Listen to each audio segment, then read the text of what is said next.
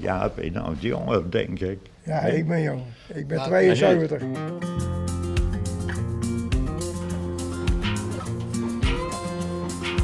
Nou ja, ik ben Sjoerd Meijer.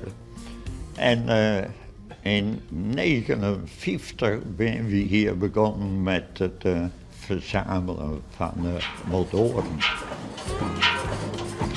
En waarom vind je het zo belangrijk dat deze machines dat die in stoom blijven?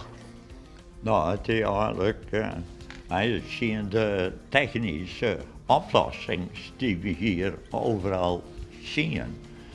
Nou, dat is bijzonder praktisch en slim ding.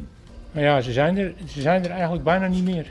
Dus ja, dan is het toch wel leuk als het nog wat onderhouden wordt en te zien is. Je bent zo belangrijk als vrijwilligers, maar op een gegeven moment binnen natuurlijk wel jongen naar je meest nodig.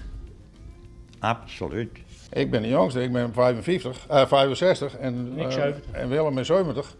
Ja, maar iets van een jaar of 40, 45, 50, dat zou er wel bij kunnen. Ja. Maar wij hebben ook wel een soort werk. Als je nou vandaag de dag een overspan manager hebben, dan moet hij hier komen, dan zetten we hem ertussen die twee motoren en dan laat hij lopen.